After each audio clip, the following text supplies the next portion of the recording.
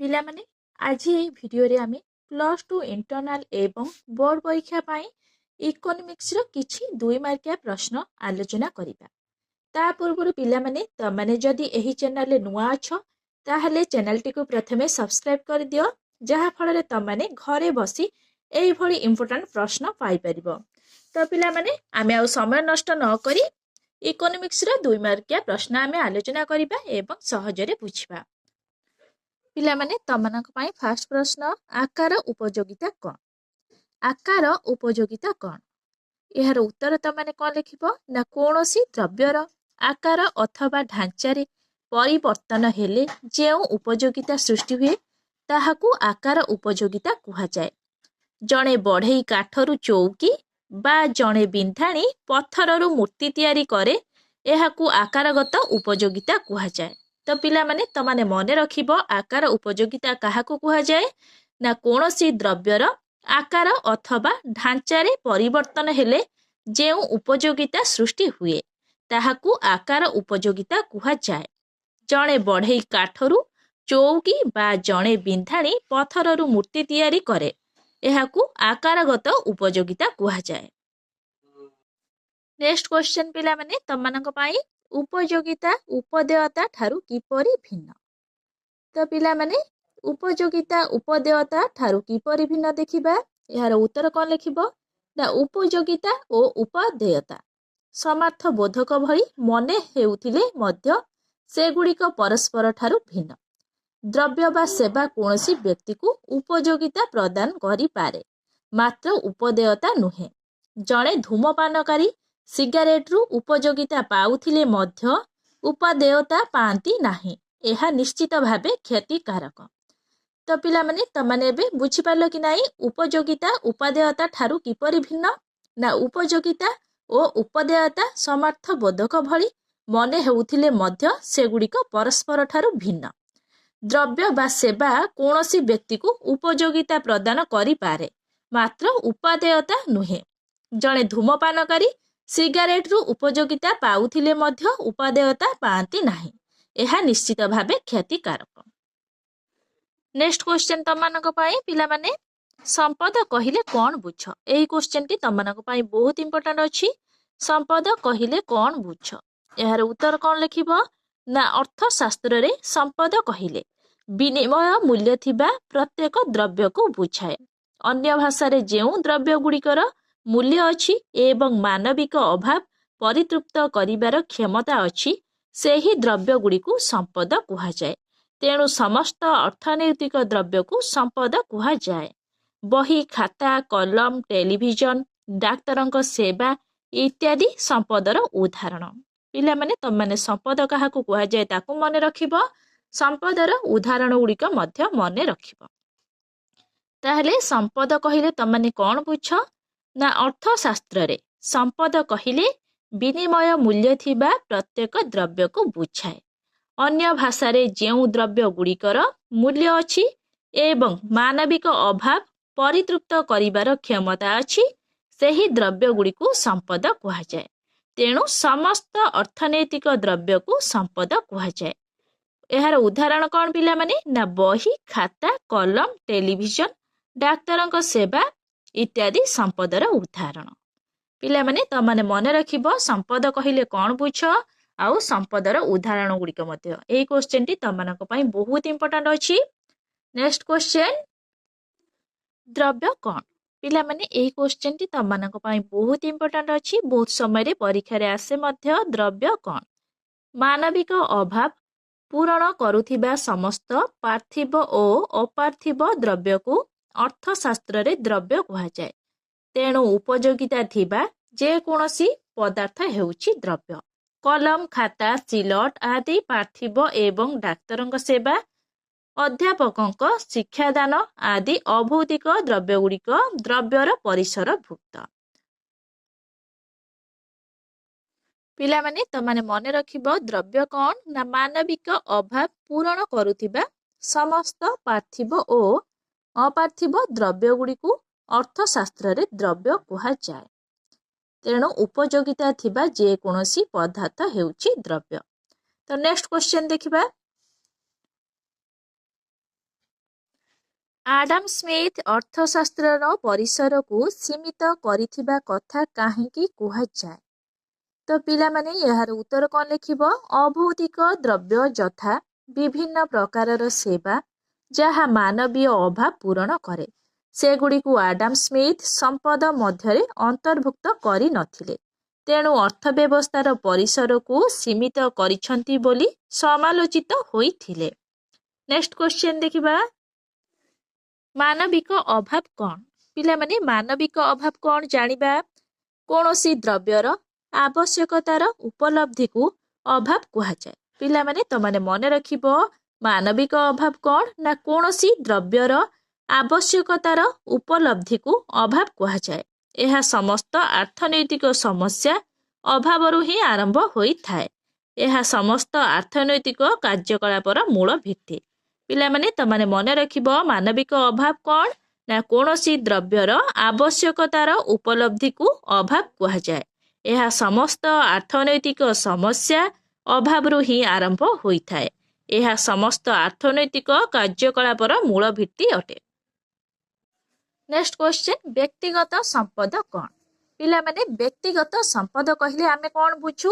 ନା କୌଣସି ବ୍ୟକ୍ତିର ମାଲିକାନାରେ ଥିବା ଗୃହ, କମ୍ପାନୀର ଅଂଶ ଓ ଦଲିଲ, କାର, ଗାଡ଼ି, ତାଙ୍କର ସମସ୍ତ ପାର୍ଥିବ ଏବଂ ଅପାର୍ଥିବ ସମ୍ପଦକୁ ବ୍ୟକ୍ତିଗତ ସମ୍ପଦ କୁହାଯାଏ।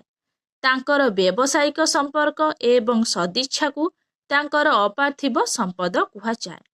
ତାଙ୍କର ମୋଟ ସମ୍ପଦର ଧାରଣା କରିବାକୁ ହେଲେ ତାଙ୍କର ସମସ୍ତ ପାର୍ଥିବ ଓ ଅପାର୍ଥିବ ସମ୍ପଦ ହିସାବରେ ନେବାକୁ ହୋଇଥାଏ। ତ ପିଲାମାନେ ତମାନେ ମନେ ରଖିବ, ବ୍ୟକ୍ତିଗତ ସମ୍ପଦ କ'ଣ? ନା କୌଣସି ବ୍ୟକ୍ତିର ମାଲିକାନାରେ ଥିବା ଗୃହ, କମ୍ପାନୀର ଅଂଶ ଓ ଦଲିଲ, କାର, ଗାଡ଼ି, ତାଙ୍କର ସମସ୍ତ ପାର୍ଥିବ ଏବଂ ଅପାର୍ଥିବ ସମ୍ପଦକୁ ବ୍ୟକ୍ତିଗତ ସମ୍ପଦ କୁହାଯାଏ। ତ ପିଲାମାନେ ତମାନେ ମନେ ରଖିବ, ବ୍ୟକ୍ତିଗତ ସମ୍ପଦ କାହାକୁ କୁହାଯାଏ? ଏବେ ତମାନେ ଜାଣିପାରିଲ, ତାଙ୍କର ବ୍ୟବସାୟିକ ସମ୍ପର୍କ ଏବଂ ସଦିଚ୍ଛାକୁ ତାଙ୍କର ଅପାର୍ଥିବ ସମ୍ପଦ କୁହାଯାଏ। ତ ପିଲାମାନେ ଅପାର୍ଥିବ ସମ୍ପଦ କାହାକୁ କୁହାଯାଏ? ନା ତାଙ୍କର ବ୍ୟବସାୟିକ ସମ୍ପର୍କ ଏବଂ ସଦିଚ୍ଛାକୁ ତାଙ୍କର ଅପାର୍ଥିବ ସମ୍ପଦ କୁହାଯାଏ।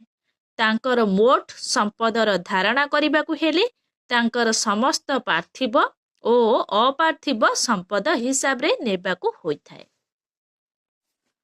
ନେକ୍ସଟ ପ୍ରଶ୍ନ, ଖାଉଟି ଦ୍ରବ୍ୟ କାହାକୁ କୁହାଯାଏ? ପିଲାମାନେ ଏହି କ୍ୱେଶ୍ଚନଟି ତମାନଙ୍କ ପାଇଁ ବହୁତ ଇମ୍ପୋର୍ଟାଣ୍ଟ ଅଛି। ଖାଉଟି ଦ୍ରବ୍ୟ କାହାକୁ କୁହାଯାଏ? ଯେଉଁ ସବୁ ଦ୍ରବ୍ୟ ପ୍ରତ୍ୟକ୍ଷ ଭାବେ ମାନବିକ ଅଭାବ ପୂରଣ କରିଥାନ୍ତି ସେଗୁଡ଼ିକୁ ଖାଉଟି ଦ୍ରବ୍ୟ ବୋଲି କୁହାଯାଏ। ଏସବୁ ଦ୍ରବ୍ୟ ଉପଭୋକ୍ତାଙ୍କୁ ପ୍ରତ୍ୟକ୍ଷ ପରିତୃପ୍ତି ପ୍ରଦାନ କରିଥାନ୍ତି, ଅର୍ଥାତ୍ ଅନ୍ୟାନ୍ୟ ଦ୍ରବ୍ୟର ସାହାଯ୍ୟ ନ ନେଇ ଏସବୁ ବସ୍ତୁ ଆମର ଅଭାବ ପୂରଣ କରିବାରେ ସମର୍ଥ ଅଟନ୍ତି। ଖାଦ୍ୟ ପଦାର୍ଥ, ଫଳମୂଳ, ପେନସିଲ, ବହି, ପୋଷାକ, ଛତା, ଜୋତା ଇତ୍ୟାଦି ଖାଉଟି ଦ୍ରବ୍ୟ ଅଟେ। ପିଲାମାନେ ତମାନେ ପ୍ରଥମେ ମନେ ରଖିବ, ଖାଉଟି ଦ୍ରବ୍ୟ କାହାକୁ କୁହାଯାଏ? ନା ଯେଉଁ ସବୁ ଦ୍ରବ୍ୟ ପ୍ରତ୍ୟକ୍ଷ ଭାବେ ମାନବିକ ଅଭାବ ପୂରଣ କରିଥାନ୍ତି ସେଗୁଡ଼ିକୁ ଖାଉଟି ଦ୍ରବ୍ୟ କୁହାଯାଏ।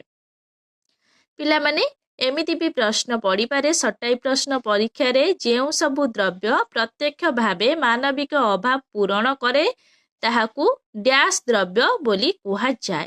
ତମାନେ ମନେ ରଖିବ, ତାକୁ ଖାଉଟି ଦ୍ରବ୍ୟ ବୋଲି କୁହାଯାଏ। ନେକ୍ସଟ କ୍ୱେଶ୍ଚନ, ଦର କ'ଣ? ପିଲାମାନେ ଏହି କ୍ୱେଶ୍ଚନଟି ତମାନଙ୍କ ପାଇଁ ବହୁତ ଇମ୍ପୋର୍ଟାଣ୍ଟ ଅଛି। ଦର କ'ଣ? କୌଣସି ଏକ ଦ୍ରବ୍ୟର ବିନିମୟ ମୂଲ୍ୟକୁ ମୁଦ୍ରାରେ ପ୍ରକାଶ କଲେ ତାହାକୁ ଦର କୁହାଯାଏ। ଅର୍ଥାତ୍ କୌଣସି ଏକ ଦ୍ରବ୍ୟର କ୍ରୟ ଶକ୍ତିକୁ ମୁଦ୍ରାରେ ପ୍ରକାଶ କଲେ ତାହାକୁ ଦର କୁହାଯାଏ। ତେଣୁ ଦର ମୂଲ୍ୟର ମୌଦ୍ରିକ ପରିପ୍ରକାଶ ଅଟେ। ତ ପିଲାମାନେ ତମାନେ ମନେ ରଖିବ, କୌଣସି ଏକ ଦ୍ରବ୍ୟର ବିନିମୟ ମୂଲ୍ୟକୁ ମୁଦ୍ରାରେ ପ୍ରକାଶ କଲେ ତାହାକୁ ଦର କୁହାଯାଏ। ଅର୍ଥାତ୍ କୌଣସି ଏକ ଦ୍ରବ୍ୟର କ୍ରୟ ଶକ୍ତିକୁ ମୁଦ୍ରାରେ ପ୍ରକାଶ କଲେ ତାହାକୁ ଦର କୁହାଯାଏ। ତେଣୁ ଦର ମୂଲ୍ୟର ମୌଦ୍ରିକ ପରିପ୍ରକାଶ ଅଟେ। ପିଲାମାନେ ଏମିତି ବି ସଟାଇ ପ୍ରଶ୍ନ ପଡ଼ିପାରେ, କୌଣସି ଏକ ଦ୍ରବ୍ୟର ବିନିମୟ ମୂଲ୍ୟକୁ ମୁଦ୍ରାରେ ପ୍ରକାଶ କରାଗଲେ ତାହାକୁ ଡ୍ୟାସ୍ କୁହାଯାଏ। ତମାନେ ମନେ ରଖିବ, ତାହାକୁ ଦର କୁହାଯାଏ।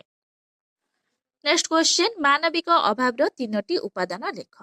तो पिला माने मानविक अभाव तीनोटी उपादान कौन ना मानविक अभाव तीनोटी उपादान हेउछि अभाव गुड़िक असीम आ गोटे होउछि केतेक अभाव परस्पर परिपूरक और केतेक अभाव प्रतियोगी। पिला माने तमाने मानविक अभाव तीनोटी उपादान गुड़िक मन रखिबो गोटे हला होउछि अभाव गुड़िक असीम केतेक अभाव परस्पर परिपूरक आ गोटे होउछि केतेक अभाव प्रतियोगी। नेक्स्ट क्वेश्चन उत्पादक द्रव्य कहिले कौन बुझ। उत्पादक द्रव्य कहिले कौन बुझ जो द्रव्य गुड़िक मानविक अभाव परोक्ष भाव पूरण करती से गुड़िक उत्पादक द्रव्य कहुए यथा सार विहन कीटनाशक औषध इत्यादि। उत्पादक द्रव्य को द्वितीय श्रेणी द्रव्य कहुए। एही द्रव्य उपभोग द्रव्य प्रस्तुतिर सहायता प्रदान करे। पिला माने एमिति भी सर्ट टाइप प्रश्न आसीपारे जो द्रव्य गुड़िक मानविक अभाव परोक्ष भाव पूरण करती से गुड़िक डैश द्रव्य कहुए। तो माने मन रखिबो से गुड़िक उत्पादक द्रव्य कहुए। पिला माने एमिति भी प्रश्न पड़ी पारे जो द्रव्य गुड़िक मानविक अभाव परोक्ष भाव पूरण करती से गुड़िक डैश द्रव्य कहुए। तो माने मन रखिबो से गुड़िक उत्पादक द्रव्य कहुए। एमिति भी सर्ट टाइप प्रश्न आसीपारे उत्पादक द्रव्य को डैश श्रेणी द्रव्य कहुए। उत्पादक द्रव्य को द्वितीय श्रेणी द्रव्य कहुए। नेक्स्ट क्वेश्चन संभाव्य संपद कौन।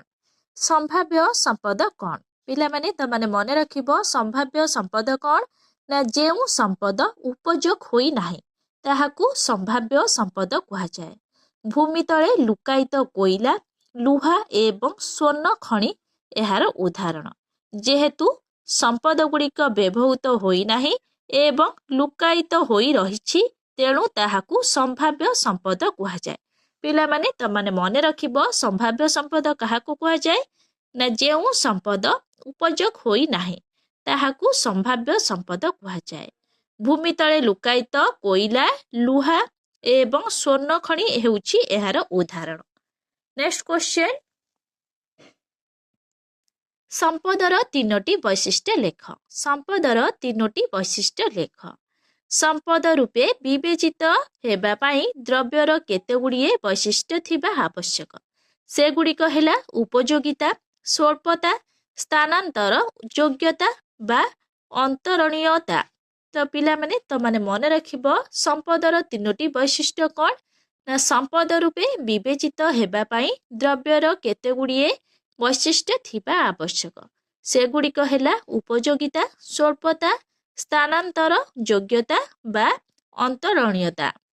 नेक्स्ट क्वेश्चन मूल्य कौन पिला माने तो माने मन रखिबो मूल्य कौन। ये क्वेश्चन टी तमनक पई बहुत इंपोर्टेंट अछि परीक्षा रे बहुत समय आसे मध्य मूल्य कौन। साधारण भाषा रे मूल्य कहिले द्रव्यर उपयोगी मूल्य को बुझाए। अर्थशास्त्र रे मूल्य कहिले एक द्रव्यर प्रति बदल रे मिलुथिबा अन्य द्रव्य को बुझाए। यह विनिमय मूल्य। तो पिला माने मूल्य कौन ना साधारण भाषा रे मूल्य कहिले द्रव्यर उपयोगी मूल्य को बुझाए। अर्थशास्त्र रे मूल्य कहिले एक द्रव्यर प्रति बदल रे मिलुथिबा अन्य द्रव्य को बुझाए। यह विनिमय मूल्य। पिला माने तो माने मन रखिबो मूल्य कौन साधारण भाषा रे मूल्य कहिले द्रव्यर उपयोगी मूल्य को बुझाए। अर्थशास्त्र रे मूल्य कहिले एक द्रव्यर प्रति बदल रे मिलुथिबा अन्य द्रव्य को बुझाए। यह विनिमय मूल्य। तेणु कौनसी द्रव्यर क्रय क्षमता हेउछि उक्त द्रव्यर मूल्य। गोटिए द्रव्यर मूल्य अन्य एक द्रव्य आकार रे प्रकाशित होई थाए। नेक्स्ट क्वेश्चन विनिमय मूल्य कौन। विनिमय मूल्य कौन। अर्थशास्त्र रे मूल्य कहिले केवल विनिमय मूल्य को बुझाए। गोटिए द्रव्य प्रति बदल रे मिलुथिबा अन्यान्य द्रव्यर परिमाण को सेही द्रव्यर विनिमय मूल्य कुहाଯାଏ। तेणु कौनसी द्रव्यर क्रय क्षमता हेउछि उक्त द्रव्यर विनिमय मूल्य। तो पिला माने एही क्वेश्चन टी तमनक पई बहुत इंपोर्टेंट अछि। तमाने मन रखिबो विनिमय मूल्य कौन ना अर्थशास्त्र रे मूल्य कहिले केवल विनिमय मूल्य को बुझाए। ଗୋଟିଏ ଦ୍ରବ୍ୟ ପ୍ରତିବଦଳରେ ମିଳୁଥିବା ଅନ୍ୟାନ୍ୟ ଦ୍ରବ୍ୟର ପରିମାଣକୁ ସେହି ଦ୍ରବ୍ୟର ବିନିମୟ ମୂଲ୍ୟ କୁହାଯାଏ। ତେଣୁ କୌଣସି ଦ୍ରବ୍ୟର କ୍ରୟ କ୍ଷମତା ହେଉଛି ଉକ୍ତ ଦ୍ରବ୍ୟର ବିନିମୟ ମୂଲ୍ୟ। ନେକ୍ସଟ କ୍ୱେଶ୍ଚନ, ବ୍ୟବହାରିକ ମୂଲ୍ୟ କ'ଣ?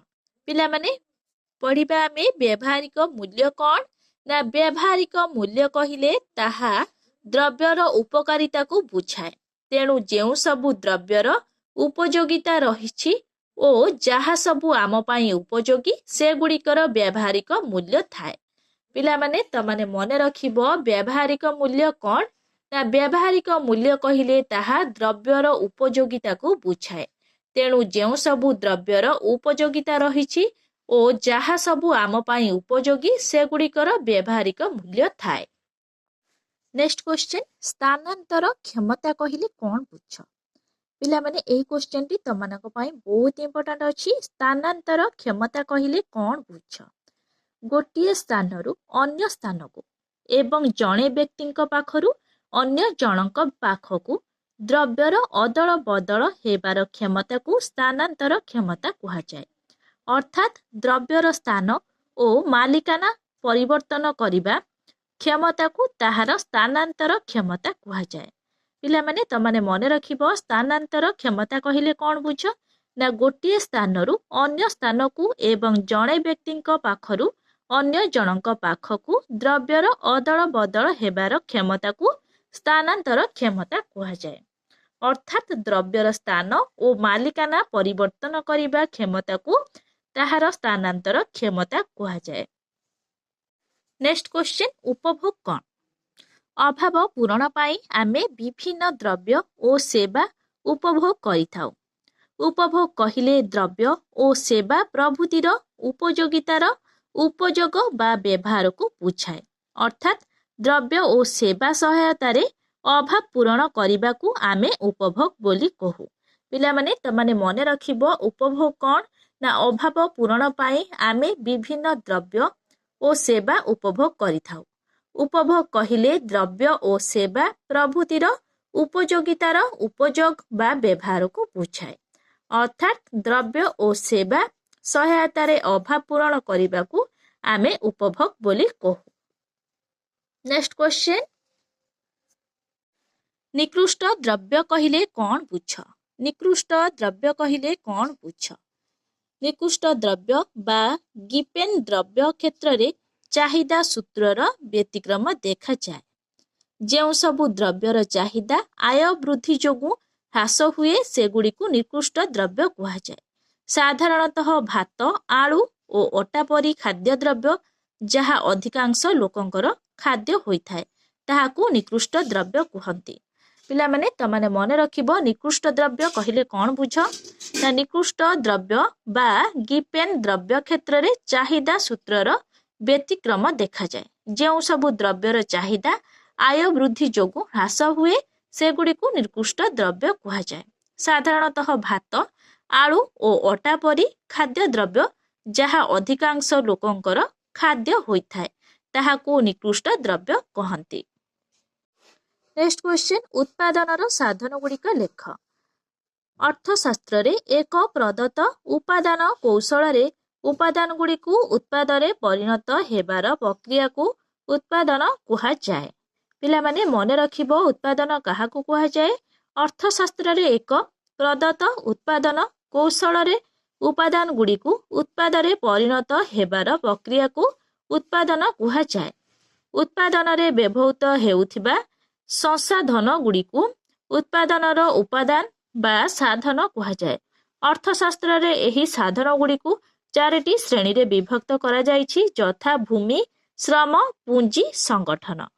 ପିଲାମାନେ ମନେ ରଖିବ ଅର୍ଥଶାସ୍ତ୍ରରେ ଉତ୍ପାଦନର ସାଧନ ଗୁଡ଼ିକୁ 4ଟି ଶ୍ରେଣୀରେ ବିଭକ୍ତ କରାଯାଇଛି ଯଥା ଭୂମି, ଶ୍ରମ, ପୁଞ୍ଜି ଓ ସଂଗଠନ। ପିଲାମାନେ ନେକ୍ସଟ ଭିଡ଼ିଓରେ ଇକୋନୋମିକ୍ସର 3 ମାର୍କିଆ ପ୍ରଶ୍ନ ଆମେ ଆଲୋଚନା କରିବା ଏବଂ ସହଜରେ ବୁଝିବା। ତମମାନଙ୍କୁ ଯଦି ଏହି ଭିଡ଼ିଓଟି ଭଲ ଲାଗିଥାଏ ତାହେଲେ ଲାଇକ୍, ସେୟାର, ସବସ୍କ୍ରାଇବ୍ କରିବାକୁ ଜମା ବି ଭୁଲିବେନି। Thank you.